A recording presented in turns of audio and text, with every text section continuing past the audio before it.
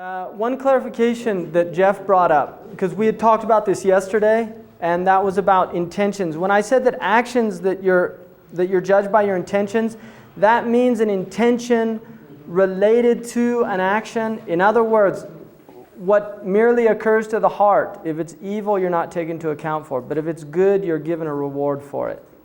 So if a person has a good intention, but they don't act it out, there is a reward related to that. Whereas with evil, it's not. Like somebody cuts you off on the road and you know, I'd like to kill that person or something like that.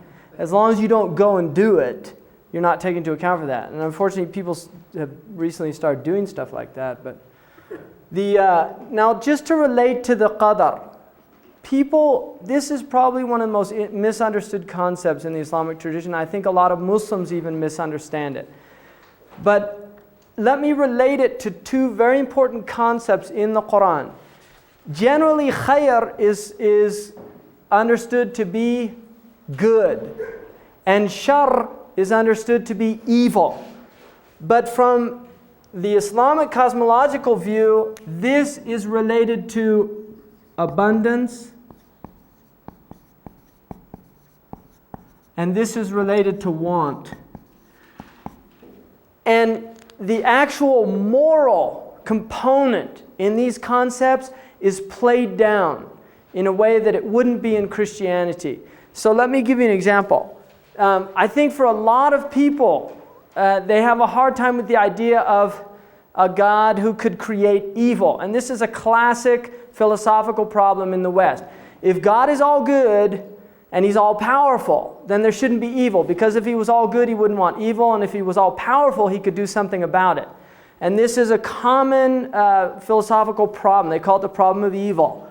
And there have been attempts to resolve it. But from a Muslim point of view, we believe that good and evil are both from God.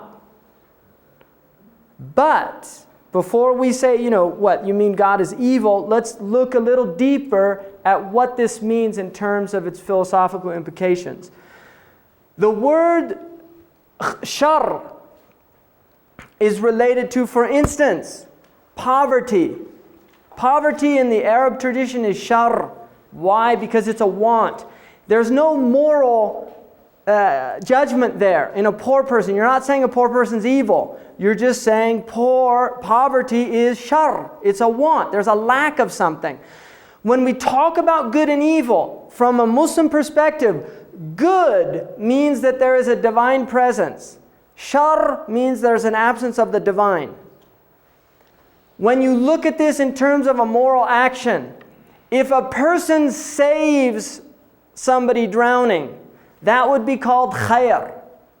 But if a person kills somebody, that would be called shar. Why? Because if you save the drowning person, there is a quality, there is a divine quality that is embodied there, which is rahmah.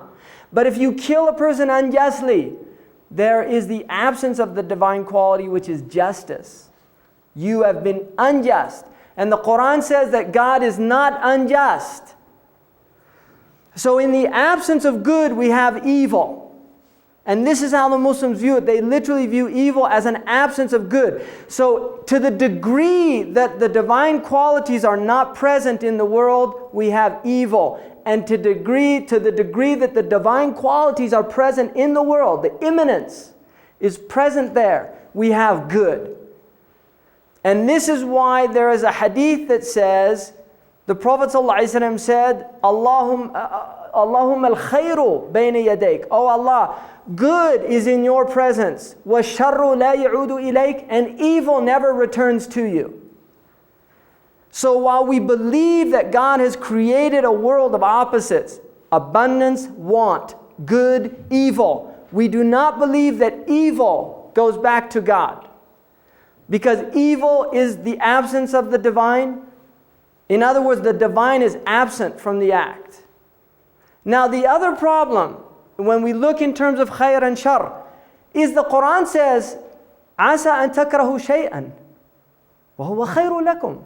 Maybe you detest a thing and it is khayr for you, it's good for you. وَعَسَى أَن تُحِبُّوا شَيْئًا وَهُوَ شَرٌّ لَكُمْ. And maybe you love a thing, but it's evil for you.